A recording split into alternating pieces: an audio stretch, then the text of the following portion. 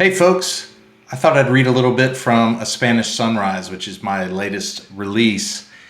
Um, every once in a while you have a scene that seems so vivid in your mind that even in the first draft it just comes out.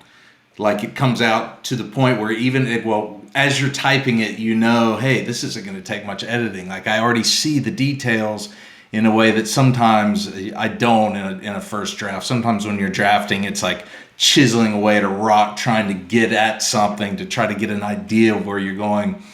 But every once in a while, like with the scene I'm about to read, it really was. Once I kind of cracked into the setting in my mind before I started typing, I could see it all, and it was a really powerful moment. So I want to share that with you. This is a guy named Baxter.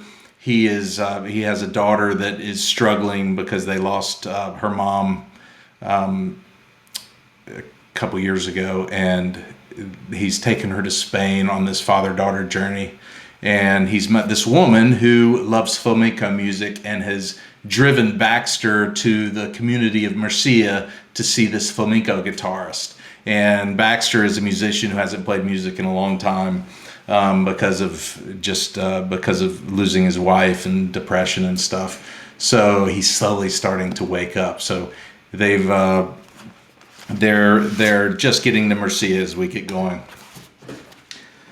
10 minutes off the highway, a small, sleepy town tucked into the valley of several jagged rock faces emerged. A church steeple topped with a giant cross glowed in the moonlight. Alma weaved through the center past the church and drove them up a gravel road cutting into a canyon in the desert. They soon came upon a series of adobe-style cave houses built into the hills. In some cases, only the chimneys of the houses were visible, protruding up from the earth like telescopes. She parked in the dusty lot filled with cars, and they joined a group of people walking up through a line of cacti and olive trees to the rock cliff ahead. They followed a series of overhead lights down steps lined with a wooden railing into the earth. Loud talk and laughter and the clink of glasses and the dank smell of the underground rose up from below. 3 stories down, they entered a large cave where sharply dressed Spaniards gathered at candlelit tables loaded with tapas and carafes of sangria and wine. A host took their name and then led them to a foretop about 10 feet away from a small stage where 4 empty chairs and a guitar on its stand waited for the performers. Baxter had never seen anything like it, and he was too taken aback to even speak until they'd sat, and Vicente had ordered them sangria. Vicente is one of his, the woman he's with friend. He looked over at Alma. Alma is the woman that he's slightly attracted to. She's an olive oil farmer. He looked over at Alma with a smile, and she smiled back. Not bad, right? To think I almost didn't come, he says. She reached for his arm. I would have made you, even if it meant dragging you. What he couldn't get over was that though he'd left Mia with sitters for work reasons, he'd not once since Sophia died left her behind to go do something for fun. That idea didn't seem healthy now. For an hour, the 4 of them drank sangria and ate padron peppers, patatas bravas, octopus, and cuts of different sausage. They fell into a conversation about spirituality and religion, speaking freely in a way one can do only in a cave late at night.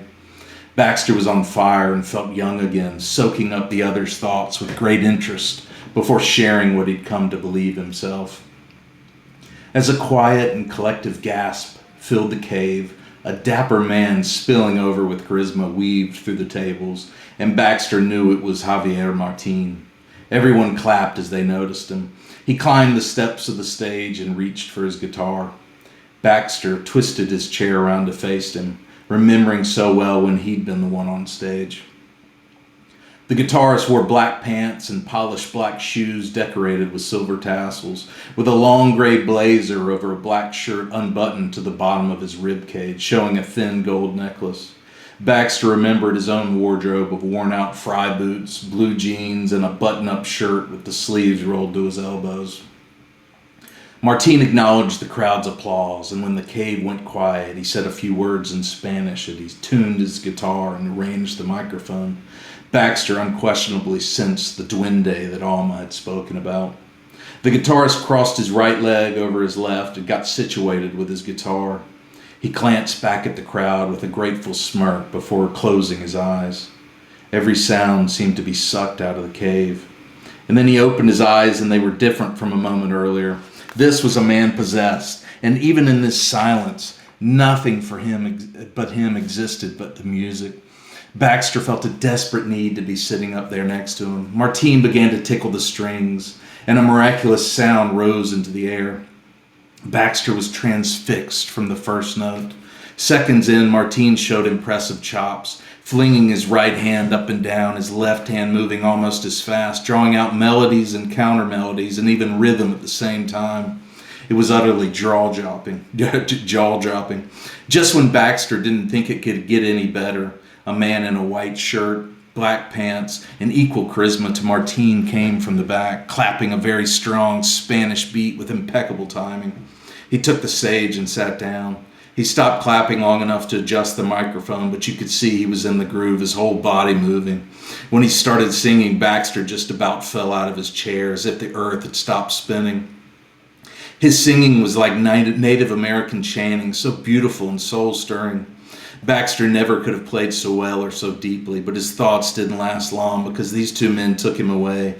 The music so incredibly rich and percussive and foreign and wonderful. They played like they were brothers and had played all their lives together. This was as close to a holy experience as Baxter had ever had. Chill bumps all over me. I just remember, this is great. I just remember this feeling. His love for music came back to him like a boomerang striking him in the chest, and he was nearly out of breath when they wrapped up the first tune. That was what it was like playing music for people. It wasn't an ego thing. When you were plugged in like Martine, you were breaking bread with the stars, sharing something cosmic and ethereal. There was nothing like that communion between an artist and the audience. When the great muse took over the bodies of the band and pulled the souls of the audience up there with them, the stage becoming a church celebrating the unity of life.